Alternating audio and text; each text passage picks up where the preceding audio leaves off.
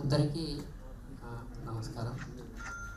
చౌరస్తాలో తెలుగు నవల గురించి ఈరోజు చిన్న చర్చా కార్యక్రమం. నవల పరిణామ క్రమం, పెట్టుబడి తన కార్మికులకు స్వాంతనపరచడానికి ఏర్పరచుకున్నటువంటి ఒక రూపకం. అది కాస్త చరిత్రలో అనేక మార్పులు చెందుతూ మన తెలుగు వరకు వచ్చేసరికి రాజశేఖర్ చరిత్రతో అట్ల ప్రస్థాన అభ్యుదయ నవల మొదలై 100 ఏళ్ళు నింపుకొని ఇప్పుడు ఇంకో 50 ఏళ్ళు పెంచు 150 ఏళ్ళ తెలుగు నవల చరిత్రను రూపొందించుకుంది. ఈ సందర్భంలో తెలుగు నవలలో అనేక వాదాలు, అనేక విప్లవాలు వచ్చినాయి. ఆ పరిణామ క్రమంలో ఇవాళ స్త్రీవాదము, దళితవాదము, మైనారిటీవాదము, తర్వాత విప్లవవాదము, ఇవన్నీ ముందుకు తీసుకెళ్ళే అయితే ఈ సమాజాన్ని వెనక తీసుకెళ్ళే వాదాలు ఉన్నాయి, వాటిల్లో నవలలు ఉన్నాయి. ప్రస్తుతానికైతే ఈ సమాజాన్ని ముందుకు తీసుకెళ్ళే పరిణామ క్రమంలో ఉన్న వాదాలకు లిమిట్ అయ్యి వాటి గురించి చిన్న చర్చ చేసుకుందాం. అయితే మొదటగా తెలుగు నవలా పరిణామ క్రమంలో చాలా అంశాలకు ఉన్నాయి కాబట్టి వాటిల్లో ఒక చారిత్రాత్మకమైనటువంటి అంశాలు మనం చూడడానికి నిరాకరించినవో లేకపోతే మన కన్ను చూపుల్లోంచి జారిపోయి అట్లా అగాధంలో కూరుకుపోయిన వాటినో అట్లాంటి విషయాలకు గుర్తించి ఒక యారాడకుండా కానీ అట్లా బర్మాలో తెలుగువారి జీవితాలను ప్రతిబింబిస్తూ రాసినటువంటి ఇటీవలి నవల చెదిరిన పాదముద్రలు. ఈ 2 నవలలు చాలా విశిష్టమైనవి, వైరుధ్యమైనటువంటివి, ప్రత్యేకమైనటువంటివి. కాబట్టి అట్లాంటి నవల రచయిత వెనుదుర్తి సుధాకర్ కూడా ఇదే ప్యానల్లో ఉన్నారు. కాబట్టి వారిని ఒక మొదటి ప్రశ్నగా, తెలుగు నవలల్లో చారిత్రాత్మక నవలకు ఉన్నటువంటి ప్రత్యేకత ఏమిటి, అవి రచయితలు ఎంచుకోవడానికి కలిగిన ప్రముఖ కారణాలు ఏమిటి, చారిత్రక నవలల అవసరం ఇవాళ ఏమిటి సమకాలీన సమాజానికి అనేది ఒక ప్రశ్న.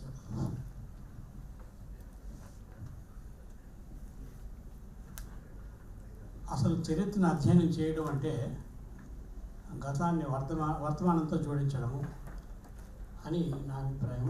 చరిత్రని యథాతథంగా చదివేవాళ్ళు, చూసేవాళ్ళు ఉంటారు, దాని స్థానం దానికి ఉంటుంది. కానీ చరిత్రని అధ్యయనం చేసేటప్పుడు వర్తమానం నుంచి మనం చూస్తున్నాం చరిత్రను. కాబట్టి మనం ఎక్కడి నుంచి చూస్తున్నాము, ఏ దృష్టితో చూస్తున్నాము, ఏ వస్తువును చూస్తున్నాము, ఏ విశేషాన్ని చూస్తున్నాము అనేది మనం చరిత్రను ఎలా అర్థం చేసుకుంటున్నాము అనేదాన్ని నిర్దేశిస్తుంది. అంటే ఆల్ హిస్టరీ ఇస్ ఇంటర్ప్రిటేషన్ అని రమణ తాపార్ గారు అంటారు. అందుచేత ఎవరి చరిత్ర వాళ్ళకు ఉంటుంది. స్త్రీల చరిత్ర స్త్రీలకు ఉంటుంది, గిరిజన చరిత్ర గిరిజన ఉంటుంది, కార్మిక వర్గం చరిత్ర కార్మిక వర్గం ఉంటుంది, దళిత వర్గాలకి, మైనారిటీకి ఎవరి చరిత్ర వాళ్ళకు ఉంటుంది. అయితే అది ఒకటి. రెండవది, సరే చరిత్ర అలా జరిగింది, ఇప్పుడేం జరుగుతుంది, ఇప్పుడేం చేస్తాం, ఇప్పుడేమవుతుంది, ఈచ్ కార్ అంటాడు. ఆ చరిత్ర అనేది గతానికి వర్తమానానికి నిరంతరం జరిగే సంభాషణ అంటాడు.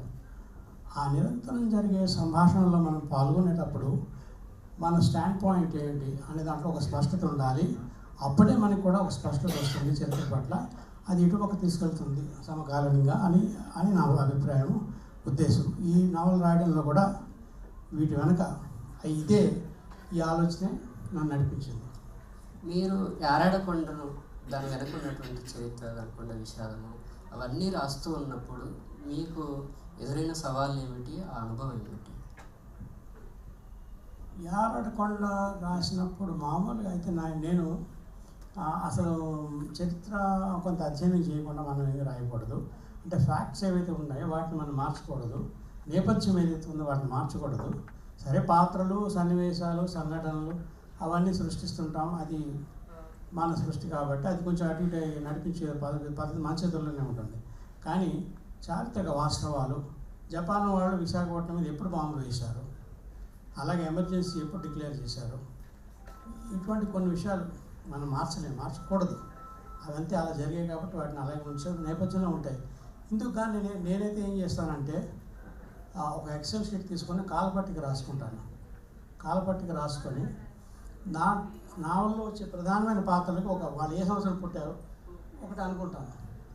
ఒక ఆయన 1940లో పుట్టాడు అనుకుందాం, ఒక పాత్ర. అప్పుడు జపాన్ వాళ్ళు బాంబు వేసినప్పుడు 42 ఏప్రిల్లో జరిగింది. అప్పటికి ఆయన 2 ఏళ్ళు. ఆయన బాంబింగ్ అంతా చూశాడు, వాళ్ళ ఇంట్లో అలా అన్నాడు, వాళ్ళ అమ్మ అలా అందంటే అది అర్థం లేదన్నమాట. కానీ ఎమర్జెన్సీలో ఇలా జరిగింది, ఇందిరాగాంధీ ఎమర్జెన్సీ డిక్లేర్ చేసినప్పుడు ఆయన అక్కడ ఉన్నాడు, ఇలా చేశాడు, ఇలా మాట్లాడాడు అంటే పర్వాలేదు. ఆయనకి అప్పుడు ఆయన 35 ఏళ్ళు కాబట్టి పర్వాలేదు. 70 ఏళ్ళు జరిగింది. అలాగా మనం కాల్పట్టికి వేసుకొని ప్రధాన పాత్రలు ఏ సంవత్సరం పుట్టాయి అనేది మనం నిర్దేశించుకుంటే, ఒకటి బాహ్య సంఘటనలు అంటే ఇప్పుడు ఎమర్జెన్సీ లేకపోతే జపాన్ బాంబులు వేయడం, రెండోది ఆ నవల్లో జరిగిన సంఘటనలు. ఈ 2 సంఘటనలు అన్వయించుకోవాలి. కాబట్టి 2 కాలపట్టికలు వేసుకొని రెండుని అన్వయించుకొని ఒక్కోసారి ఏం చేస్తానంటే 20లో పుట్టాడంటే బాగలేదు, సరే ఇది 1915లో పుట్టాడు అనేద్దాం అంటే బాగేస్తారు. అది నా చేతుల పని. కానీ 1915లో పుట్టిన మరొక ఇబ్బంది ఉంది. అతను 65లో ప్రేమలో పడ్డాడంటే బాగుండదు.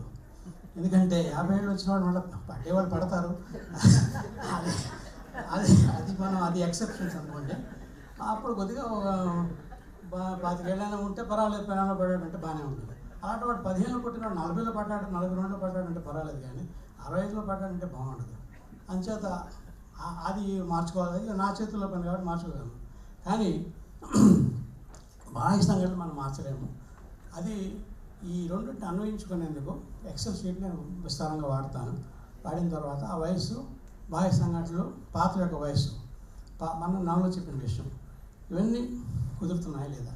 ఇంకా పరిశోధన దగ్గరికి వస్తే, పరిశోధన విస్తారంగా చేసినప్పుడు ఏ సోర్స్ నుంచి ఏం తీసుకున్నాను, ఒక పుస్తకం కావచ్చు, ఒక ఆర్టికల్ కావచ్చు, వెబ్సైట్ కావచ్చు, ఏదైనా ఒక అకాడమిక్ పేపర్ కావచ్చు, అవన్నీ నేను రాసుకుంటాను. ఎందుకంటే ఒక 3 నెలలు 6 నెలలు అయితే మర్చిపోతాం. తర్వాత ఎవరు అడుగుతారు ఇది ఎక్కడ వచ్చిందని. కానీ అంటే మనం అడగరు, అది వేరే విషయం. కానీ మనకైతే క్లారిటీ ఉండాలి. ఈ విధంగా నేను రాస్తాను. విశాఖపట్నం యారాడకొండను రాయడం ఒక అనుభవం అయితే, బర్మాలో ఉండే తెలుగు వాళ్ళ జీవితము, యుద్ధము, ఆకలి, ఆ కరువు, ఇవన్నీ ఉంటుంది ఒక సర్కిల్లో. అది తెలుగు వాళ్ళకు చెప్పాలి ఆ కథను. ఎందుకని ఎలా అనిపించింది ఒకటి, మీరు ఆ విషయాలు అధ్యయనం చేస్తున్నారు, రీతులు, ఆ పద్ధతులు ఎలా ఉండేవి? అది శీలా వీర్రాజు గారు మైనా అని ఒక నావల్ రాశారు. ఆ మైనా నావల్ నా మీద చాలా ప్రభావం చూపించింది. చిన్న వయసులో చదివాను, మళ్ళా చదివాను. దాంట్లో మొదటి సన్నివేశంలోనే ఒక ఓడ బర్మా నుంచి తిరిగి వస్తుంటుంది. అది కూలీ ఓడ. కూలీ ఓడ ఏమిటి, బర్మా నుంచి తిరిగి రావడం ఏమిటి, ఆ తుఫాన్లు ఇరుక్కుపోతుంది. దాని మీద శీలా వీర్రాజు గారు, ఆయన చిత్రకారుడు, బ్రహ్మాండమైన బొమ్మ కూడా వేశాడు అటు మీద. అయితే ఇదంతా నాకు ఆ క్యూరియాసిటీ ఉండేది చిన్నప్పటి నుంచి. ఆ తర్వాత అక్కడక్కడ చదవడం. విశాఖపట్నంలో బర్మా కాలనీ ఉండేది. ఈ బర్మా కాలనీ ఏమిటి మన ఊరి మధ్యన, వీళ్ళు ఎక్కడి నుంచి వచ్చారు, వీళ్ళు ఏం చేస్తుంటారు అని అదొక క్యూరియాసిటీ. అలాగే కొంత అదొకటి చదువుతూ ఉండడం, అది ఎప్పటి నుంచో జరుగుతూనే ఉంది. ఈ రెండో ప్రపంచ యుద్ధము, ఈ బోసు, సుభాష్ చంద్ర బోసు, ఈ INA, దేశ విభజన, అలాగే బెంగాల్ కరువు, ఇటువంటి వాటి గురించి అక్కడక్కడ చదువుతూనే ఉన్నాము. అయితే ఈ నావల్ కోసం ప్రత్యేకించి ఒక సంవత్సరం పాటు చదివాను. అంటే నేను అనుకున్న విషయాల కోసం చదివి ఆ పరిశోధన చేసినవన్నీ కూడా ఒక ఫోల్డర్లో పెట్టుకున్నాక అది ఒక ఎక్సెల్ షీట్ చేసి ఎక్కడి నుంచి ఏమొచ్చిందని రాసుకొని, ఇందాక చెప్పినట్టు కాలపట్టికలు తయారు చేసుకొని ఒక చిన్నగా ఒక కథ సృష్టించాను. అంటే నేను మాది విశాఖపట్నం, కానీ నేను పెరిగింది స్కూలింగ్ అంతా శ్రీకాకుళం జిల్లాలో. కాబట్టి శ్రీకాకుళం జిల్లా నుంచి చాలామంది వెళ్ళారు బర్మా అప్పుడు. అంచేత అటువంటి కుటుంబాలు నాకు కొన్ని తెలుసు. వాళ్ళని ఆధారంగా చేసుకుని, వాళ్ళ దళితులు కూడా. అయితే ఆ కుటుంబాలు అక్కడ నాకు ఫ్రెండ్స్ ఉంటే, చాలామంది స్నేహితులు ఉండేవారు. వాళ్ళతో మళ్ళీ కొంతమందితో వెళ్ళి మాట్లాడాను, కొన్ని ఇంటర్వ్యూలు చేశాను. అలాగా ఆ ఇన్ఫర్మేషన్తో ఒక చిన్న కథ సృష్టించి, ఆ ప్రదేశం తెలుసు కాబట్టి నాకు జియోగ్రఫీ పెద్ద సమస్య కాదు, పాత్రలు వాళ్ళ మాటలు కూడా ఆ భాష పెట్టాను. ఆ భాషతో నాకు పెద్దగా అంటే బాగానే తెలుసు నాకు. అది అలాగా ఆ భాషను సృష్టించడం, ఆ నేపథ్యంలో జరిగిన చారిత్రక సంఘటనలన్నీ కూడా అవి వివరించినట్టుగా చెప్పడం అది జరిగింది. ఇప్పుడు తెలుగు నవలా చౌరస్తాలో చారిత్రాత్మక అంశాలను తీసుకొని నవలలు రాసే తరం ఉందనుకుంటున్నారా? అట్లాంటివి తప్పకుండా ఉందండి. ఇప్పుడు మన హంపి ప్రాణి అని ఒకటి వచ్చింది. తర్వాత రకరకాలుగా యువతరం రాస్తున్నారు. చరిత్ర పట్ల ఆసక్తి ఎలాగా ఉంటుంది. ఎందుకంటే మనం ఎప్పుడైనా నేను ఎందుకు అనుకుంటానంటే ఒక 2 అడుగులు ముందుకు వెళ్ళాలి, గెంతాలంటే 4 అడుగులు వెనక్కి వెళ్ళాలి. 4 అడుగులు వెనక్కి వెళ్తే మనం 2 అడుగులు ముందుకు గెంతగలుగుతాం. అందుచేత ఆ చరిత్రలో ఏం జరిగింది అనగానే ఇందాక చెప్పినట్లు ఒక్కొక్క సమూహానికి ఒక్కొక్క చరిత్ర ఉంటుంది. ఇప్పుడు కొన్ని సమూహాలు చరిత్రను ఇప్పుడు వక్రీకరిస్తున్నాయి పూర్తిగా. అది కూడా మనకు తెలుసు. చరిత్రలో జరిగినవి జరిగినట్టు కల్పిస్తున్నారు. అది పురాణాలకి చరిత్రకి తేడా లేకుండా కూడా చేస్తున్నారు. పురాణాలు వేరు, పురాణాలు మంచిగా వాటి స్థానం వాటికి ఉంటుంది మన సమాజంలో దాని సందేహం లేదు. కానీ పురాణాలు చరిత్ర ఒకటి కాదు. పురాణాలు వేరు, చరిత్ర వేరు. అదొకటి మన నెంబర్ 1. రెండోది మనం ఏ దృష్టితో చూస్తామో దాకా నేను చెప్పాను. దీంట్లో కూడా మనకు స్పష్టత ఉండాలి. అందువల్ల ఇవాళ ఏం జరుగుతుందంటే యువతరంలో ముఖ్యంగా నేను చూస్తున్నాను, ఇప్పుడు వస్తున్న వాళ్ళలో ఎవరి చరిత్రను వాళ్ళు రాసుకుంటున్నారు. అది చాలా మంచి విషయం. ఎవరి చరిత్రను వాళ్ళు రాసుకుంటున్నారు. అదేదో సినిమాలో అంటాడు, చెప్పింది విన్న చరిత్ర అడగని. అలా కాకుండా చరిత్ర మేమే తెలుసుకుంటాం, నువ్వు చెప్పింది వినం అని అంటున్నారు. మా చరిత్ర ఏమిటని మేమే తెలుసుకుంటున్నాం, మా కొత్తగా చెప్పక్కర్లేదు. కొన్ని ఫ్యాక్ట్స్ ఉంటాయి. కొన్ని అదేదో గోల్కొండ మీద మొఘలు ఔరంగజేబు ఫలానా సంవత్సరం దాడి చేశాడు, అవన్నీ మామూలు ఫ్యాక్ట్స్. అవి ఎలాగా ఉంటాయి. కానీ ఎవరి చరిత్ర వాళ్ళు రాసుకుంటున్నారు ఒకటి. రెండోది చరిత్రని వర్తమానంతో అన్వయించే ప్రయత్నం కూడా రకరకాల సమూహాల్లో జరుగుతుంది. అన్ని సమూహాల్లో, అన్ని అస్తిత్వ సమూహాల్లో జరుగుతుంది. అందుచేత ఈ రాయడం అనేది, ఈ చారిత్రక విషయాలను తీసుకొని రాయడం అది కొనసాగుతుంది. ఇంకా మరింత మంచి కొత్తదనంతో కూడా రాస్తున్నారు. ఇప్పుడు తెలుగు నవలల్లో స్త్రీల పాత్రల నుంచి మొదలై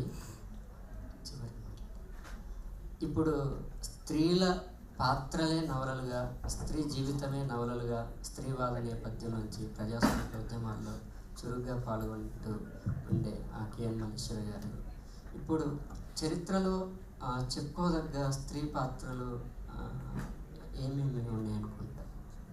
అందరికీ నమస్కారం.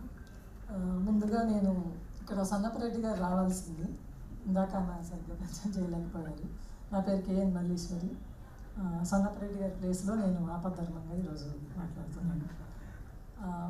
అరవింద్ అడిగినట్లు స్త్రీల నవలా ప్రస్థానం అసలు ముందు ఎట్లా మొదలైంది అంటే చాలా పెద్ద చరిత్ర. అది తెలుసుకోవడానికి నాకు సింపుల్గా దొరికిన పుస్తకం కాచేని విద్మహి రాసిన నారి సారించిన నవల అనేది. దాని ఆధారంగా తీసుకుని నేను ఈరోజు స్త్రీల నవల చరిత్ర సింపుల్గా కొంత చెప్పడానికి ప్రయత్నం చేస్తాను. ముఖ్యంగా స్త్రీల నవల అంతకుముందు మనకు తెలిసినటువంటి చరిత్ర ప్రకారం 1940లో అట్లా దొరికిందని అనుకున్నాము. హవాయి కావేరీ బాయి రాసింది. అయితే ఆమె చేసిన పరిశోధనలో మనకు ముఖ్యంగా కనిపించింది 1908వ సంవత్సరంలో దేవమణి సత్యనాథన్ అనేటువంటి ఆమె లలిత అనే నవల రాశారని తెలిసినప్పుడు చాలా ఆశ్చర్యం అనిపించింది. ముఖ్యంగా దేవమణి సత్యనాథన్ అనే ఆమె దళిత మహిళ. అంటే తొలి స్త్రీలు రాసినటువంటి తొలి నవలే ఒక దళిత మహిళ రాసింది. అలాగే ఆ దళిత మహిళ సాంఘిక నవల రాసింది. సో ఈ పుస్తకానికి వెళ్తే అసలు ఆ స్త్రీ మొదలుపెట్టినటువంటి ప్రయాణమే 1908 1908లో.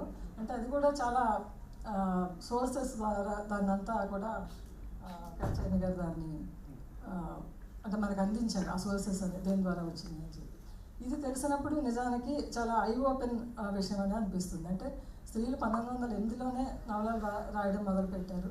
అందులో కూడా ఒక అణచివేత వర్గానికి సంబంధించినటువంటి స్త్రీ తను చైతన్యం పొంది ఆ సాంఘిక నవలను రాయడం అనేటువంటిది చాలా అంటే స్త్రీల నవలా చరిత్రలో తొలి అడిగే. అంటే గురజాడ కథ గురించి అంటారు కదా, కదా దిద్దుబాటు, పుట్టుకతోనే యవ్వనంతో పుట్టింది అని ఆ కథను అంటారు.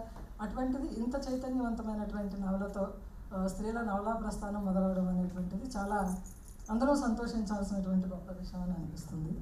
అట్లాగే ప్రధానంగా వీళ్ళు జాతీయోద్యమానికి సంబంధించి, సంఘ సంస్కరణకు సంబంధించి, అట్లాగే అంటే మేడం ఈ పుస్తకంలో చేసినటువంటి విశ్లేషణ 1908 నుంచి 1959 వరకు చేశారు. సో ఇందులో ప్రధానంగా స్త్రీలను నడిపినటువంటి వస్తువులు ఏంటంటే సంఘ సంస్కరణ, జాతీయోద్యమం, నాస్తికోద్యమం, హేతువాద ఉద్యమం, ఇటువంటివి కొంత లోపల పనిచేసినాయి. అట్లాగే తమ కుటుంబ జీవితాలకు సంబంధించిన విషయాలను కూడా వాళ్ళు నవలల్లో ఎక్కువ ప్రస్తావించారు. చాలా పేర్లు అవి ఉన్నాయి, అంటే సగమే చెప్పాను.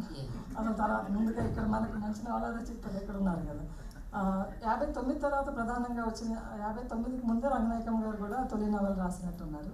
ఇంకా తర్వాత ఎద్దనపూడి సులోచన రాణి, ఆ తరం కమర్షియల్ అని మనం అనేటువంటి రచయితలు ప్రధానంగా ఒక సునామీని సృష్టించారు తెలుగు నవలా సాహిత్యంలో. అతి సునామీ ఏంటంటే నేను కూడా తొలి దశలో ఎద్దనపూడిని చదివి చాలా, అంటే అసలు చదవడం నేర్చుకోవడమే, బహుశా ఫిక్షన్ చదవడం నేర్చుకోవడమే ఆమెతోనేమోనని నాకు అనిపిస్తుంది. ఆమె అంటే అటువంటి రచయితలు మన మాదిరెడ్డి గారు కానీ ఇట్లా. సో వీళ్ళందరి ప్రభావంతో రీడబిలిటీ అనేటువంటిది తప్పనిసరిగా మనకి పెరిగింది. అట్లాగే ఆడపిల్లకి ఆత్మాభిమానం ఉంటుంది, అది ఏ స్థాయిలో ఉంటుందో అది వేరే విషయం. ఇటువంటి ఒక అంటే ఆడవాళ్ళ గురించి కూడా ఆలోచించవచ్చు అనేటువంటిది ఆ దశకంలో మొదలైంది. సో అట్లా అది నడుస్తూ ఉండగా మనకి స్త్రీవాద ఉద్యమం ప్రధానంగా నవల ప్రక్రియని బాగా మార్పు చెందించింది మాత్రం స్త్రీవాద ఒక ఉద్యమం తెలుగు సాహిత్యంలో వచ్చింది. మనందరికీ తెలుసు ఓల్గా గారు ఆవిడ రాసినటువంటి నవలలు మొత్తం తెలుగునాట ఎటువంటి సంచలనాన్ని సృష్టించే ఒక నవలా చరిత్రలో మైలురాళ్ళుగా నిలబడినటువంటి నవలలు. అంటే ప్రధానంగా స్త్రీల సంబంధించినటువంటి లైంగిక అంశాలు కానీ, ఆర్థిక అంశాలు కానీ, వాళ్ళకి స్వేచ్ఛకు సంబంధించిన సమస్త అంశాలని బలంగా చర్చకు పెట్టడం వల్ల ఈరోజు ఎంతోమంది చదువుకున్నటువంటి ఆడపిల్లలు, కొన్ని వర్గాల ఆడపిల్లలు సో ఎట్లా జీవితాన్ని తమ చేతుల్లోకి తీసుకుని స్వేచ్ఛను ఎట్లా నిర్వహించుకున్నారు. అట్లాగే కుప్పిలి పద్మ రాసినటువంటి కథలు నవలలు 6 నవలలు రాశారు ఆమె. ప్రధానంగా స్త్రీల లైంగికతని పురుష సమాజం ఎట్లా చూస్తుంది ఇవన్నీ కూడా చాలా రెబల్ అంటారు నిజానికి కుప్పిలి పద్మ. వల్గా గారి తర్వాత ఆ స్థాయిలో ఆమె అంటే ఒక అంశానికి కొన్ని అంశాలకు సంబంధించినప్పటికీ కూడా చాలా స్పష్టంగా ఆవిడ ఆ నవల నిర్వహణ చేశారు. అట్లాగే సి సుజాత, చంద్రలత, ఇంకా మనకి చాలామంది కొత్తగా రాస్తున్న వాళ్ళు, నేను ఇప్పుడు పేర్లు చెప్తే టైం ఉండదని చెప్పి మన పి సత్యవతి గారు కానీ చాలామంది చాలా నవలా ప్రయాణంలో స్త్రీవాదంతో పాటు తెలుగు సమాజంలో ఉదయించింది దళితవాదం. ఆ కోణంలోంచి వచ్చిన నవలలు మనకి ప్రధానంగా లలిత తర్వాత హవాయి కావేరీబాయి రాసిన పరిణామం అనేటువంటి నవల. ఆ తర్వాత మనకి జాజుల్ గౌరి నవల పేరు మర్చిపోయింది, అరుణ రాసింది వైనం, తను రాసినటువంటి జాజుల్ గౌరి అక్క రాసింది వైనం. అట్లాగే ముస్లిం నవలలు కూడా మేడం ఏదో చెప్పారు, మేడం ఒకసారి చెప్తారు. దానికి ముందు మౌన పోరాటం అని ఒక మైనారిటీ మహిళ రాసినటువంటి ఒకటి. అట్లాగే షాజహానా కూడా ఈ మధ్య నవల రాసింది. ఇంకా గిరిజన అస్తిత్వం నుంచి మనకి మహిళలు రాసిన నవలలు లేనట్టుంది. అంటే గిరిజనులు రాయకపోవచ్చు కానీ గిరిజనుల మీద వచ్చిన ఇప్పుడు అంటే మీరు రాసినటువంటి లీలాలని వీటిల్లో అంటే ఒక పాత్రను సృష్టించడం లోపల ఆ పాత్రకు ఒక వ్యక్తిత్వము, ఒక మొత్తం ఇస్తూ ఉంటుంది. ఒక పోరాటము, తర్వాత ముందు చూపు, భవిష్యత్తు, ఒక ఆశ, ఒక క్యారెక్టర్ని రూపొందించడం లోపల ఇప్పుడున్న సమకాలీన సమాజం లోపల ఒక ఉమెన్ క్యారెక్టర్ సృష్టించడం లోపల ఎదురయ్యే సవాళ్ళు ఏమిటి, అది ఏమిటి? ప్రధానంగా పాత్రని సృష్టించినప్పుడు చాలామంది ప్రొటగానిస్ట్ పాత్ర చాలా ఆదర్శంగా ఉండాలి, చాలా గొప్పగా ఉండాలి, చాలా ధీరమైన వ్యక్తిత్వంతో ఉండాలి. అంటే ఆ పాత్ర బలంగా ఉంది అని చెప్పాలి అంటే ఆ పాత్ర స్వభావం బలంగా, అంటే ధైర్యంగా, ధీరోదాత్తంగా, ఉదాత్తంగా ఇట్లా ఉండాలని కోరుకుంటారు. కానీ పాత్ర బలంగా ఉండడం అంటే ఆ పాత్రకు ఉండే చెడును కూడా సమర్థవంతంగా చెప్పగలగడం. అట్లా నేను రాసినటువంటి నీళ్ళ పాత్రని చాలామంది అమ్మాయికి ధైర్యం లేదు, లేకపోతే అమ్మాయి అట్లా ఉంది, తర్వాత ఎన్జిఓల్లో కలిసి ఇట్లా రకరకాల కామెంట్స్ చేశారు. కానీ ఆ పాత్రని రచయిత ఎట్లా నిర్మించింది అనేది పాఠకులు గ్రహించాలని అనుకుంటున్నాను. ఇప్పుడు సమకాలీన నవలల్లో ఆ స్త్రీల బేసిక్గా వచ్చినటువంటివి కొన్ని చెప్తారు. ఇటీవలి కాలంలో మౌలిక గారు అసలు నాకు ఆల్ టైమ్ ఫేవరెట్ నవల అది గమనమే గమ్యం. అంటే నాకు బాగా అంటే మొత్తం ఆవిడ స్త్రీవాద సిద్ధాంత సారమంతా గమనమే గమ్యంలో ఉందని నేను అనుకుంటాను. అంటే ఎట్లా పేట్రియార్కల్గా ఉండేటువంటి సమాజం కానీ, సొసైటీ మొత్తం మన స్టేట్ కానీ, కుటుంబాలు కానీ, ఇవన్నీ కూడా ఎట్లా స్త్రీని అన్ని రంగాల్లో అణిచిపెడితే వాటి నుంచి ఎట్లా బలంగా బండారు కొమర్రాజు అచ్చిమాంబ స్టోరీ. అంటే అసలు ఆ పాత్ర, ఆ ఎవల్యూషన్ చూస్తుంటే అంటే అన్ని వైపులా ఇటు నాకు ఆ ఉదాహరణ చాలా రోజులు నేను మర్చిపోయాను, కానీ ఆవిడ ఎలక్షన్లో పార్టిసిపేట్ చేసినప్పుడు సొంత పార్టీ వాళ్ళు ఆవిడ మీద కరపత్రం వేయడం, అవతల పార్టీ వాళ్ళు ఈవిడ మీద, అంటే రెండు వైపులా కూడా ఆవిడ లైంగిక వ్యక్తిత్వం అనేటువంటిది ఎలాంటి అంటే మొత్తం ఆ కోర్ సారాంశం ఆవిడ తను అవగాహనలోకి తెచ్చుకుంటూ వచ్చిన స్త్రీవాదానికి ఒక శిఖరాయమానమైనటువంటిది గమనమే గమ్యం అని చెప్పి నేను అనుకుంటాను. స్త్రీ రచయితలను కథలు రాసి ఎక్కువగా కథలు రాయడానికి ఇష్టపడుతుంటారు. నవలల సంఖ్యకు వచ్చేసరికి చాలా పరిమితం అయిపోతుంది. ఆ సమస్య ఎందుకు తలెత్తుతాం? అదే నవల అనేది బాగా దాంతో ట్రావెల్ చేయాలి కదా, పొద్దున్న కదీర్ అనుకుంటా అన్నారు. అంటే దాంతో ఎక్కువసేపు ట్రావెల్ చేస్తూ ఉండాలి, దాంతోనే ఉండాలి. ఇక బోల్డ్ పాత్రలు ఉంటాయి, వాటిని అన్నింటినీ అంటే చాలా టైంకి సంబంధించింది, చాలా ఎమోషన్స్ కూడా దాన్ని చాలా పెట్టాలి, చాలా శ్రమకి సంబంధించింది, చాలా వైడ్గా ఉండాల్సిన క్యాన్వాస్. వాటన్నిటిని నిర్వహించడానికి కథ అనుకోండి, కథ ఏం తక్కువ పని కాదు, అది కూడా పదం చూసి ఎంచి రాసే రచయితలు కూడా మనకు ఉన్నారు. సో అట్లా ఆ సమయము దాన్ని మైండ్లోనే అంటే క్యారీ అవుతూ ఉండాలి దాంతోపాటు. అది ప్రధానంగా బాగా ఎమోషనల్గా స్ట్రెస్ చేస్తుంది, అది ప్రధానమైన కారణం అని నేను అనుకుంటున్నాను. ఇప్పుడు అంటే కొల్లేటి జాడల నుంచి బతుకపట్నం వరకు హైదరాబాద్కు వచ్చినటువంటి అక్కినేని కుటుంబరావు గారు ఉన్నారు. అంటే వారు రాసినటువంటి నవలల్లో మోహన రాగం నేను కనెక్ట్ అయినటువంటి ఫస్ట్ నవల. యాక్చువల్గా నేను తెలంగాణ ఉద్యమంలో పాల్గొన్నప్పుడు మోహన రాగం చదివి తెలంగాణ ఎందుకంటే పాలమూరులో కరువు ఉండదు కదా అంటే ఒక నవల ఎంత ప్రభావం పడుతుందో నేనే ఒక ఉదాహరణ. ఇక్కడ నిలబడడానికి, ఇక్కడ ఉండడానికి, మీ మధ్యలో ఉండడానికి కూడా కుటుంబరావు గారు ఉన్నారు. మోహన రాగం అంటే మీరు ఎక్కడో కోస్తాంధ్ర కొల్లేటి సరస్సు చుట్టూత ఈజులాడే పిల్లోడిగా మొదలైనటువంటి ప్రస్థానం నుంచి మహబూబ్ నగర్ లాంటి ఒక కరువును, మీరు చూడని జీవితాన్ని చిత్రించడానికి ఉన్నటువంటి ఒక అనుభవం ఏంటి?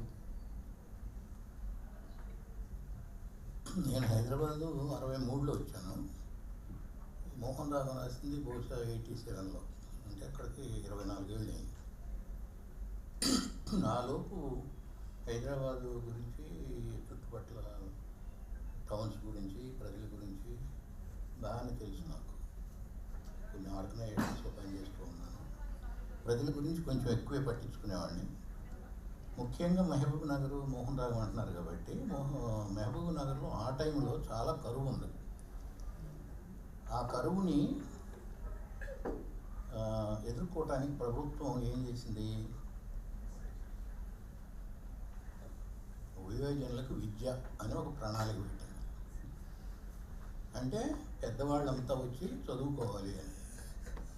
కరువుకి దీనికి ఏమిటి సంబంధం అంటే కమలకు తొలిచూలు అని నేర్చుకోవాలి. ఆవిడ వచ్చి తొలిచూలు సంగతి సరే, భోజన సంగతి ఏంటి?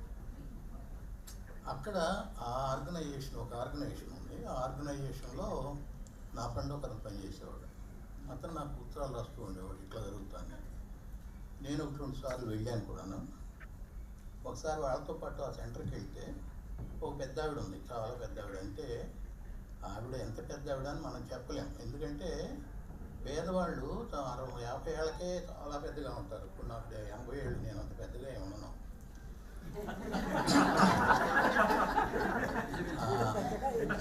ఆవిడ సరే మన ముగ్గు గుట్ట వంశతల లాంటి ఆవిడ అక్కడ కూర్చుంది, భిక్షు వరిసి.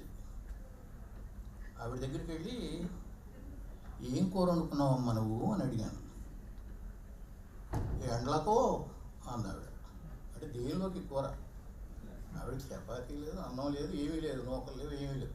కూర ఏమి వండుకున్నామంటే అన్నం తిన్నావా అని అడగండి అంటే కావాలి, కనీసం నేను కొంచెం తెలివి ఉంటే అది కూడా లేదు. ఏం కూర వండుకున్నావు, ఇంకా నేనే నాన్ వెజ్ ఏంటని అడగలేదు. అయితే ఆ టైప్లో ఉండేసరికి అసలు నిజంగా కళ్ళం నీళ్ళు వచ్చేసినాయి. అదేంటవ్వా నీకు ఎవరు లేరా ఏంటంటే, ఇద్దరు పోరగాళ్ళు ఉన్నారు, వాళ్ళు వాళ్ళ బతుకులు వాళ్ళు బతుకుతున్నారు, నన్ను చూసేవాళ్ళు లేరు.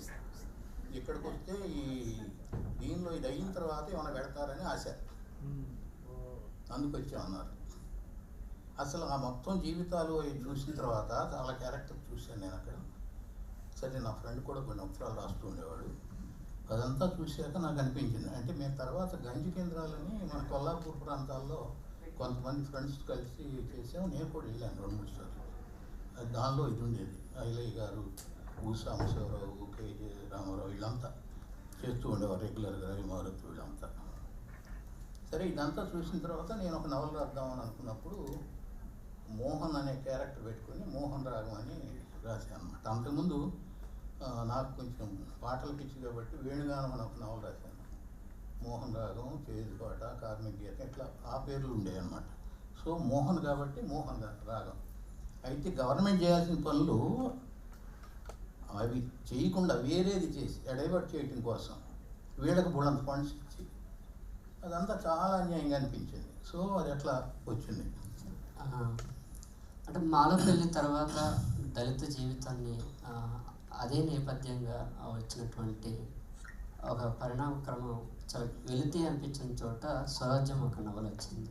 అవును, ఆ నవల రాయడం అది అంటే నేను గుడివాడ దగ్గర చౌటపల్లి అనే ఊరిలో పుట్టి పెరిగాను.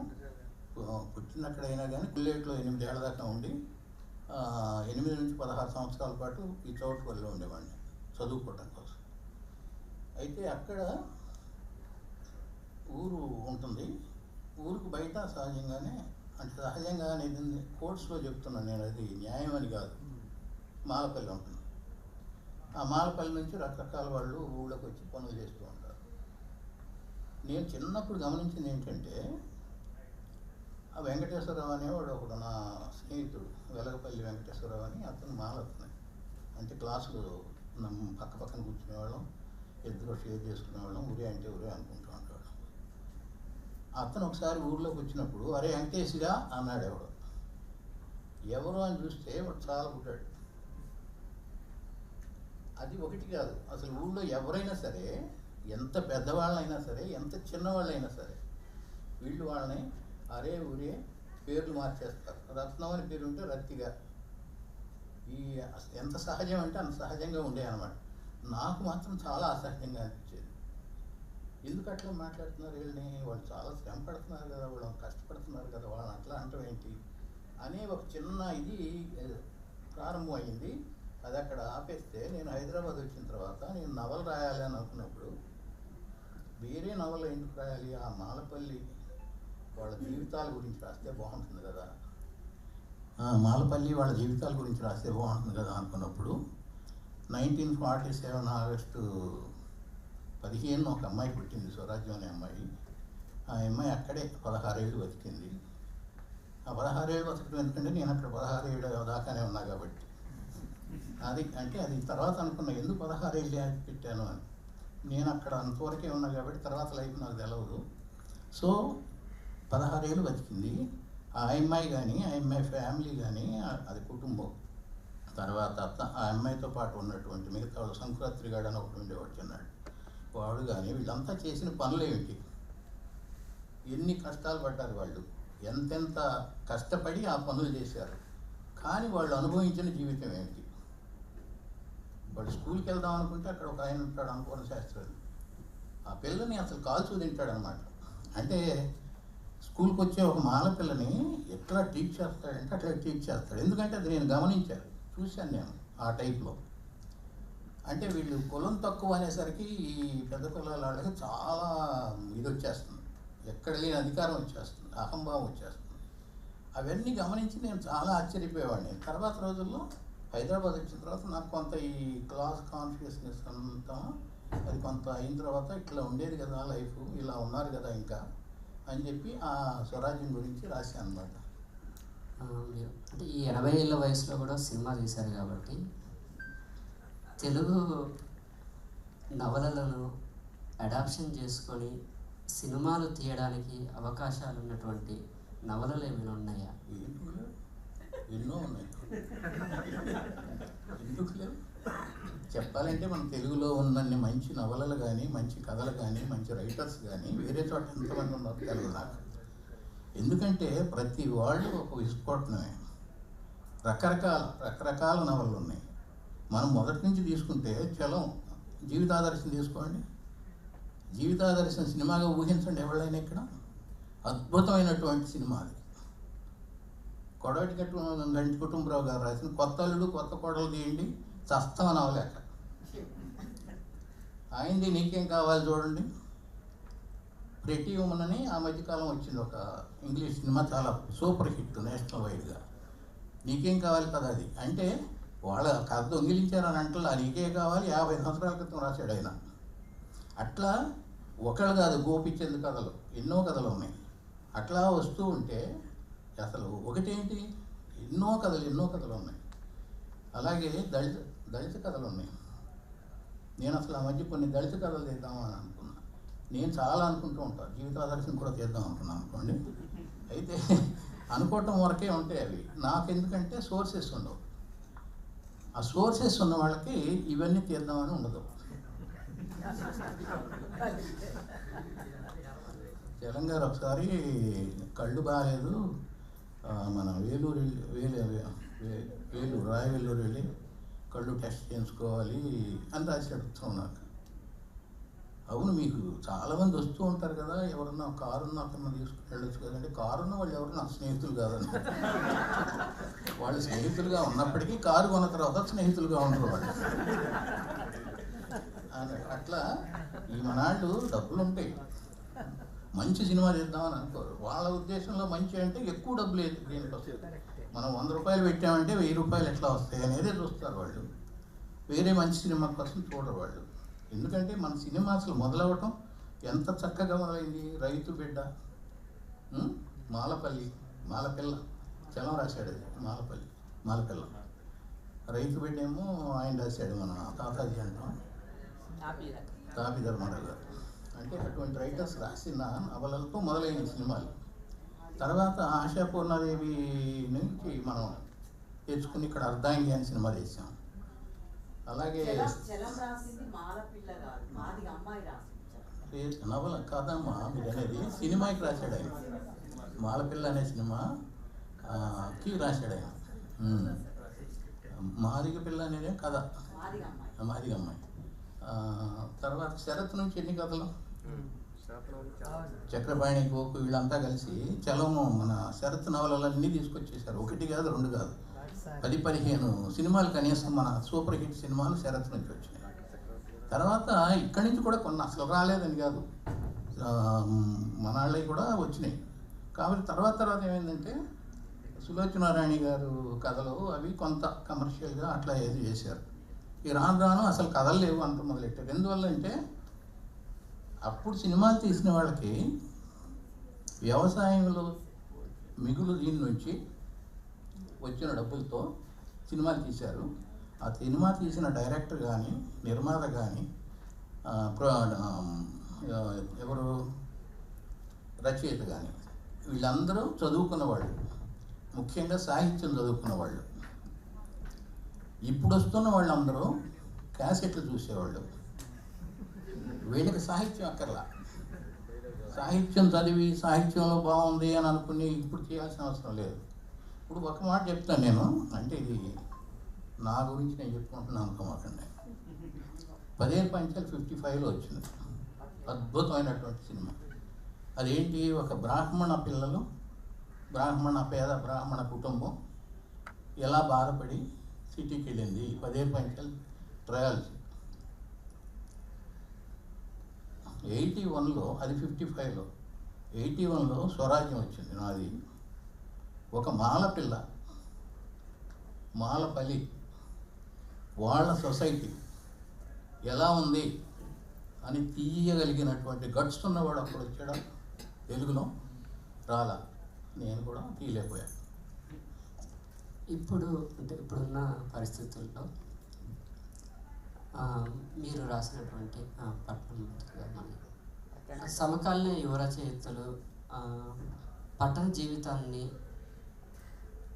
గ్రామీణ జీవితాన్ని కథలు వస్తువులుగా ఎంచుకొని రాయగలుగుతున్నటువంటి జనరేషన్ ఉందనుకుంటున్నాను. డెఫినెట్గా ఉన్నా. నా దగ్గర పెద్ద లిస్టే ఉంది, ఒక నిమిషం ఉందండి.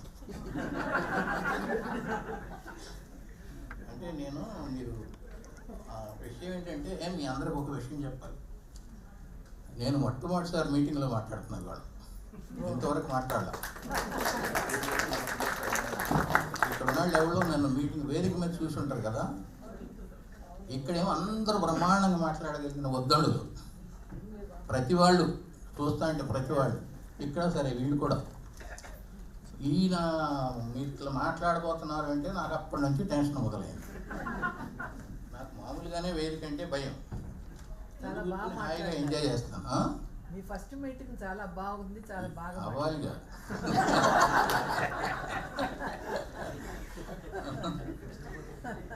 అయితే నేను అనుకున్నది ఏంటంటే కొంత నోట్ చేసుకుంటే బాగుంటుంది అని అనుకున్నా. ఇప్పుడు గనారా అని ఒక ఆయన కడలి కల్లోలం అని బెస్తవారి జీవితం గురించి రాశాడండి. అద్భుతంగా ఉంటుంది అది. ఎంతమంది చదివారు నాకు తెలియదు. ఈ మధ్య శిరంశెట్టి కాంతారావు గారు వరుస పెట్టి రాస్తున్నాడు. ఈ మధ్య పరంపర అని ఒకటి రాశాడు, కమ్మరి వాళ్ళ జీవితాల గురించి. అలాగే అట్టాడప్పల నాయుడు సరే బహుళ అని చాలా పెద్ద కెమెరాస్ తీసుకుని రాశాడు. పెద్దింటి అశోక్ కుమార్ అంటే తెలంగాణలో అద్భుతమైనటువంటి రైటర్. తెలంగాణలో గారు మొత్తం తెలుగులో చాలా మంచి రైటర్. ఆయన ఎడారి మంటలు అని ఎప్పుడు రాశాడు, అది ఇప్పుడు మేక జీవితం వస్తాను సినిమా వస్తుంది. ఎడారి మంటలు ఎప్పుడు సినిమా కావాలంటే రాయొచ్చు, అప్పుడే సినిమా చేస్తాను. ఆయన అట్లాగే లాంగ్ మార్చి, జిగిరి, దాడి కూడా అద్భుతంగా ఉంటుంది. ఎంతమంది చదివారు నాకు తెలియదు. పెద్దింటి అశోక్ కుమార్, మధురాంతక నరేంద్ర గారు మనోహరం పరాగం కానీ, ఇప్పుడు దాయాదుల తోట కానీ. అట్లాగే కొన్ని రాశానండి, మీరు ఓపికగా వినండి. ఎందుకంటే వీటిల్లో కొన్ని చదవచ్చు, మీరు చదవకపోతే తెలుస్తుంది. స్వామి ఒకడు ఎన్ని నవలలు రాశాడు. ఈ మధ్య ఆకాశగానం అని, కళల దేశం అని, చెప్తభూమి సరే అనుకోండి. సన్నపరెడ్డి గారు ఒంటరి కొండపొలం, నక్కా విజయరామరాజు అనే నాగమ్మ అని ఒక మంచి నవల రాశాడు. చిలుకూరు దేవపత్రులు చాలా నవలు రాశాడు. పంచమం రాశాడు. ప్రభాకర్ జైని అని ఆయన రెగ్యులర్ రాస్తూ ఉంటాడు, వరంగల్లో ఉంటాడు.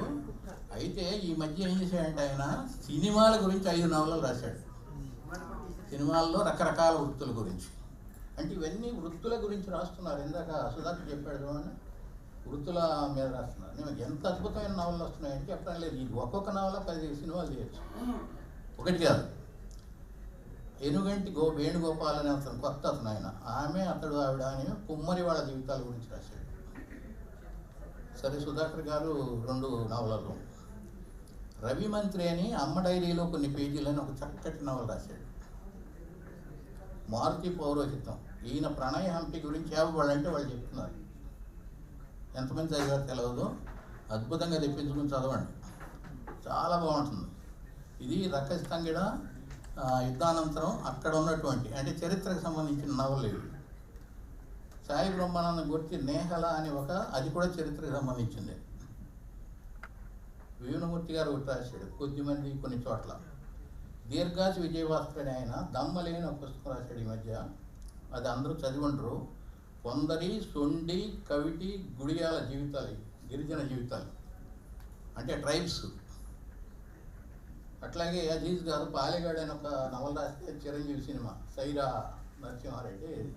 అట్లా వీటిల్లో ముగిస్తా, ఒక్క నిమిషం ఉండండి మీరు, ఎందుకంటే చాలా రాశాను నేను, అంతా చెప్పను. మీరు ఇందాక ఈయన అడిగిన ప్రశ్నకి నా దగ్గర కరెక్ట్ సమాధానం. చరిత్రకు సంబంధించి నీలంపు రాసి అని చంద్రలత, ఆవిడ గమనమే గమ్యం, మనోధన పరాగం, శప్తభూమి, యారాడకొండ, చెదిరిన పాదముద్రలు, ప్రణయ హంపి, నేహల, ఇవన్నీ చరిత్ర గురించి ఈ మధ్య కాలంలో వచ్చిన నవల్లో. వ్యక్తి గురించి వచ్చినాయో ఇప్పుడు నేను చెప్పాను కొన్ని. ఎన్నెల పువ్వు అని ఆనాదుల జీవితం గురించి రాశాడు ఒక ఆయన. నియాంపుర అని ఆయన గిరిజనుల గురించి చాలా అద్భుతమైన నవలు రాశాడని చెప్తున్నారు మన వాళ్ళు. అది నేను చదవలేదండి, చెప్పారు అంతవరకే. జక్కీకి అని భారతి, ఎటువంటి నవల అది. అలా ఎంతో అద్భుతమైన నవలలు వచ్చినాయి. వీటిలో ఏ ఒక్క నవల గురించి అయినా సరే మనం చక్కటి సినిమాలు చేయొచ్చు. ఈ నవలలే కాదు, ఇక్కడ కదీరు వీళ్ళంతా ఉన్నారు, కథల గురించి ఒక్కొక్క కథ ఒక్కొక్క సినిమా, అద్భుతమైన సినిమాలు తీయచ్చు, వెబ్ సిరీస్ తీయచ్చు. ఏది చేయడానికి లేదు మనం, ఎందుకంటే మనం రైటర్స్ మాత్రమే, మన దగ్గర డబ్బులు ఉండవు. ఇప్పుడు సుధాకర్ గారిని, తెలుగు చౌరస్తాలో ఉన్న తెలుగు నవల బయట చౌరస్తాలోకి వెళ్ళట్లేదు. ఎక్కడో కలకత్తాలో ఉన్న చౌరస్తాలో ఉన్నటువంటి పుస్తకం మన హ్యాబిట్స్లో దొరుకుతుంది, మన ఇంట్లో ఉంటుంది. ఈ కొచ్చిలో ఉన్నది, ఆఖరికి ఈ బెంగళూరు జీవితం కూడా మన హైదరాబాద్ మన నోట్లలో మన చేతుల్లో ఉంటుంది. కానీ తెలుగు నవల ఎందుకు ట్రాన్స్లేట్ అవ్వట్లేదు మిగతా లాంగ్వేజ్లకి? ఈ ప్రశ్న మీరు ఇద్దరు ఎవరైనా ఇవ్వచ్చు. తెలుగు నవలే కాదు, తెలుగు కథలు కానీ కవిత్వం కానీ రకరకాలుగా ఏ ప్రక్రియ తీసుకున్నా కూడా వేరే భాషల్లోంచి తెలుగులోకి వచ్చినంతగా తెలుగులోంచి వేరే భాషలోకి వెళ్ళడం లేదు. ఎప్పటి నుంచో ఇది జరుగుతుంది. ఉన్నది సమస్య మనకి. మన వాళ్ళందరికీ రష్యన్ సాహిత్యం బాగా తెలుసు, అంటే తప్పుగానే అనడం లేదు. నేను చదివాను రష్యన్ సాహిత్యం బాగా, నాకు ఇష్టం కూడా. సరే, తెలుస్తుంది, మంచిదే. వేరే భాషల నుంచి వేరే ప్రపంచ సాహిత్యం తెలుసుకోవడం మంచిదే. అలాగే బెంగాలీ అంటే అసలు శరత్ తెలుగువాడు అని నేను అనుకున్నాను చాలా కాలం వరకు. శరత్ తెలుగువాడు కాదనేటప్పుడు షాక్ అయిపోయాను, నేను ఆశ్చర్యపోయాను. అంచేత అది ఒకటి. రెండోది ఏంటంటే మనం ఏదో మనకి గొప్ప రైటర్లు ఏదో అనుకుంటాం, వాళ్ళు ఎవరికి ఆ పేర్లు కూడా విని ఉండరు. చాలాసార్లు నాకు అలా జరిగింది. ఒక బెంగాలీ మిత్రుడు అయితే, నేను బెంగాలీ రైటర్స్ గురించి నాకు తెలిసిన చెప్తే అంతా విన్నాడు, నీకు ఎలా తెలిసిన కూడా అడగలేదు. నేను చాలాసేపు అయ్యి పోనీ ఒక తెలుగు రైటర్ పేరు చెప్పు అన్నాను, చెప్పలేకపోయాడు. పోనీ తెలుగు కాదు, ఇంకేదైనా మలయాళం, మరాఠీ, బెంగాలీ, ఒరియా ఏదో ఒక రైటర్ పేరు చెప్పు, బెంగాలీ కానీ అంటే అతను ఏమన్నాడంటే, ఈ బెంగాలీ సాహిత్యం చదవడానికే మాకు టైం సరిపోదు, మిగతా నేను చూద్దాం అన్నాడు. అంటే అలా ఉంటుందన్నమాట. అంత మరి ఏమో ఆశయంగా కూడా అనలేదు సార్, సీరియస్గా అన్నాడు. అయితే అలా ఉంటుంది. అది ఎందుకో కానీ మన భాషలోకి అక్కడికి వెళ్ళలేదు, వేరే భాషలోకి తగినంతగా వెళ్ళలేదు. అందుకు రకరకాల కారణాలు ఉండొచ్చు. ఒక కారణం నాకేమనిపిస్తుంది అంటే, అనువాదకులు తగినంత మంది లేరు. అంటే అనువాదం కూడా ఒక ప్యాషన్తో చేయాల్సిన పనే. అది కొంతమంది చేస్తున్నారు, చేయడం లేదని నేను అనడం లేదు, చేశారు కూడా, చేస్తున్నారు కూడా, కానీ సరిపోదు. ఇంకా అసలు అనువాదకుల్ని మనం తయారు చేసుకోవాలి. ఒక వర్క్షాప్ పెట్టో, ఒక ట్రైనింగ్ పెట్టో, ఏదో పెట్టి మంచి అనువాదకుల్ని తయారు చేసుకోవాలి. అదొకటి. రెండో కారణం ఏమంటే, మనకి కాపీ ఎడిటింగ్ అనే ప్రక్రియ లేదు. అంటే ఒక రచయిత రాస్తే కూడా దాన్ని వేరే వాళ్ళు ఒక మాట కూడా మార్చితే ఆయన ఇష్టపడ్డు. చాలామంది ఉంటారు అలాంటి వాళ్ళు. అది ఒక విధంగా పొరపాటు. ఇంగ్లీష్లో అయితే రకరకాల మార్పులు గురవుతుంటుంది, చేస్తూ ఉంటారు, రిఫైన్మెంట్ అవుతుంటుంది. ఎందుకంటే రీడర్ని దృష్టిలో పెట్టుకొని, ఈయనేదో మహాకావ్యం రాశాడని కాదు, ఆ రీడర్ కాదు అర్థం అవ్వాలి కదా, ఈయన బాధ ఉంటారు. అందుచేత ఆ రీడర్ని దృష్టిలో పెట్టుకొని కొన్ని మార్పులు అవసరం అవుతాయి. అది ఆ ప్రక్రియ కూడా లోపించింది. అనువాదంలో కూడా అదే. అనువాదం చేసేటప్పుడు కూడా రీడర్ని దృష్టిలో పెట్టుకోవాలి. ఈ రీడర్స్ని మనం ఎవరు, ఇండియాలో వాళ్ళు వేరే రాష్ట్రాల వాళ్ళు చదువుతారా, లేదంటే ఇంగ్లీష్లోకి చేస్తాం తెలుగు నుంచి, వేరే దేశాల వాళ్ళు చదువుతారా, అమెరికా వాళ్ళు చదువుతారా, అమెరికాలో ఉన్న ఇండియన్స్ చదువుతారా, తెలుగు వాళ్ళు చదువుతారా, అమెరికన్స్ చదువుతారా, ఎవరు చదువుతారో మనకు తెలియదు. కాబట్టి ఆ ఇంగ్లీష్ కాంటెంపరీగా ఉందా అవన్నీ చూసుకొని మనం చేయాలి. అది ఫుల్ ఫ్లెడ్జ్డ్గా తెలుగులో ఇంకా ఎస్టాబ్లిష్ అవ్వలేదు ఏదో కారణాల చేత. ఆ అనువాదకులు, అనువాద ప్రక్రియ, కాపీ ఎడిటింగ్, రిఫైన్మెంట్, ఇవన్నీ కూడా జరగాల్సిన పని. దీని గురించి కొంతమంది, దాంట్లో నాకు కూడా చిన్న పాత్ర ఉంది, కొన్ని ప్రయత్నాలు చేస్తున్నాము. అది వర్క్షాప్స్ పెట్టి అనువాదకులు తయారు చేసే పనిలో ఉన్నాయి. ముఖ్యంగా యువతరం ఇంకా వచ్చారు, ఇంకా సరిపోదు. అది నవలకిను సినిమా నవలకి, అదే నవలని సినిమాకి తీసుకోవడానికి సంబంధించి ఒక అంటే నా అభిప్రాయం నేను చెప్తాం అనుకుంటున్నాను. అంటే నవలలన్నీ సినిమాలకి పనికి రావని అనుకుంటాను, అన్ని నవలలు కూడా. అంటే సినిమాకి ఉపయోగపడే నవలకి తప్పనిసరిగా చాలా ఎక్కువ డ్రామా ఉండాలి దాంట్లో. అంటే నవలలు రాసిన ప్రతి రచయితలు కూడా తమ రచన ఎవరైనా సినిమాగా తీస్తామంటే సంతోషంగా ఇస్తారని నేను అనుకోను. అది ఉదాహరణ నేనే చెప్తాను. నా నీల నవల ఆల్రెడీ 3 అడిగారు, కానీ నాకు ఆ నవలని సరిగ్గా తీయకపోతే అదొక థర్డ్ రేట్ ఏదో ఒక రకమైన సినిమాగా దాన్ని తీస్తారు. అంటే దాని ఆత్మని వాళ్ళు తీసుకోలేకపోతే కానీ. అట్లాగే త్రిష కూడా స్టేజ్ మీద అడిగినప్పుడు కూడా ఆయన అడిగాడు పంపమనిగా, నేను పంపలేదు.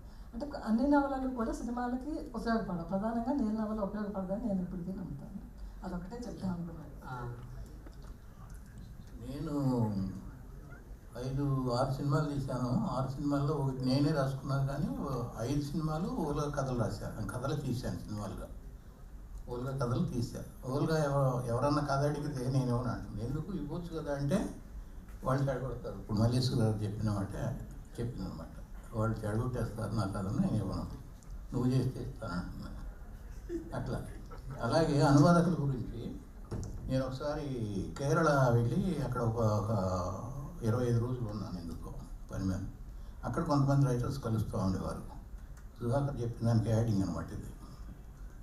అప్పుడు నేను మన చలం గురించి, శ్రీశ్రీ గురించి, గురదాడ గురించి, వేమన గురించి మొత్తం ఒక 15 మంది రైటర్స్ గురించి వాళ్ళకి చెప్తూ, ఒక్క పేరన్నా తెలుసా మీకన్నా? ఒక్క పేరు కూడా ఇలా వాళ్ళు.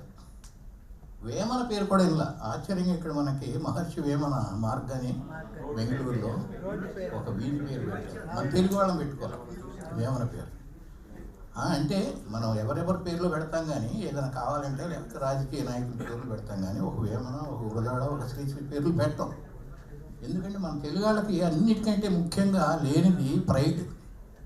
మనవాళ్ళు అనే ప్రైడ్ లేదు. మనవాడు ఉన్నాడంటే దింపేయటమే కిందకి. తెలుగు పేతలు అంటారు కదా, ఆ టైప్లో. అయితే నేను ఆడుతూ అన్నాను, ఎందుకని మీరు తెలుగు రైటర్స్ ఒక్కళ్ళు కూడా మీకు తెలవలేదు? నాకు మీ మలయాళం, కన్నడ, తమిళ్, గుజరాతీ, బెంగాలీ, అస్సామీ రైటర్స్ కూడా 10 మంది పేర్లు చెప్తే ఇక్కడ నుంచోని, ఎందుకని మీకు తెలవలేదు అని అంటే మీరు ఎవరు మాకు పంపలేదు. అంటే మనం అంత స్వార్థపరులు అన్నమాట. అదే అనుకోవాలి, తెలుగు వాళ్ళు చాలా స్వార్థపరులు. మన కథలు మన దగ్గరే ఉంటాయి, వేరే వాళ్ళకు షేర్ చేయం అంతే. చివరిగా మల్లేశ్వరి గారు ఇంకొక ప్రశ్న, అంటే కొద్దిగా పొలిటికల్గా, ఫాసిజం ఆఖరికి ఒలింపిక్ దాకా వెళ్ళి అంటే ఒక ఉమెన్ దేశంలో ఎలాంటి స్థితి ఉందో అర్థం చేసుకోవచ్చు. అంటే ఇవాళ సమకాలీన సమాజంలో పట్ట స్త్రీవాద రచయితలకు కానీ, కొన్ని సాహితీవేత్తలకు కానీ రాజకీయ స్పృహ ఉండవలసిన అవసరం ఉందనుకోవచ్చా? ఇది చాలా పెద్ద డిబేట్ కదా. చాలామంది అంటే ప్యూర్ లిటరేచర్ అనేది ఒకటి మాట్లాడతారు. అంటే అసలు రాజకీయాలతో ఏం సంబంధం ఉండాలి, అంటే అదొక కళ రూపంగానే దాన్ని చూడాలి అని చెప్పి. కానీ రాజకీయం లేనిది ఏ కళలోనైనా, అసలు ఏ జీవితంలోనైనా, ఎక్కడైనా, ఈరోజు సభలోనైనా, రేపు సభలో ఎక్కడైనా రాజకీయం అనేది, అంటే రాజకీయం నెగిటివ్ వర్డ్లో వాడట్లేదు నేను. అంటే రాజకీయమైన అంశాలు ఏంటంటూ ఏది ఉండదు. కాబట్టి దాన్ని మనం ఎంతవరకు ఒక అంటే సిద్ధాంతాల కోసం రాస్తామా, లేకపోతే మనం రాసిన దాంట్లో సిద్ధాంతం సారంగా వస్తుందా, అది వేరే విషయం. అంటే రాజకీయమైన స్పృహ ఉండడం నవలని మరింత మెరుగుపరుస్తుంది ఏ రచనైనా అనిపిస్తుంది. అంటే అలా అని రాజకీయాలు అందులో చొప్పించాం, మన మైండ్లో ఆ స్పృహ ఉంటుంది అంతే. పూలలో దారం పూలమాలలో దారం. ఆడియన్స్ అంటే మాకు ఒక 2 నిమిషాలు ఉంది కాబట్టి ఆడియన్స్ నుంచి ఏమైనా ప్రశ్న?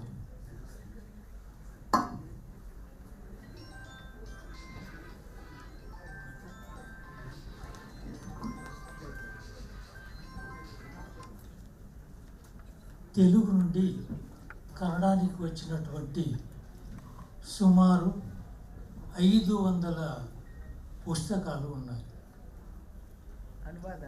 అనువాదాలు సాహిత్యం మాత్రమే కాదు,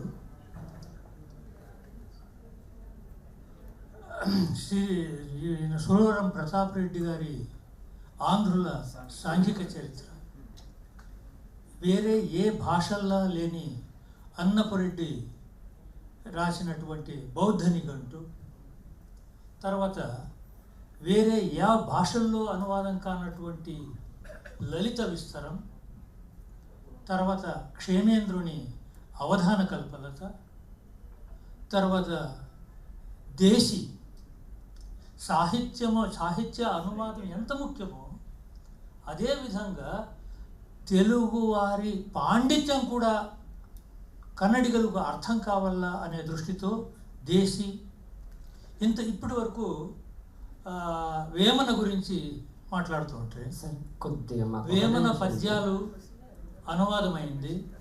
వేమన గురించి గోపి గారు రాసినటువంటి థీసిస్ కూడా కన్నడానికి ఇంత ఈ విషయాలు బయట చెప్పాలి.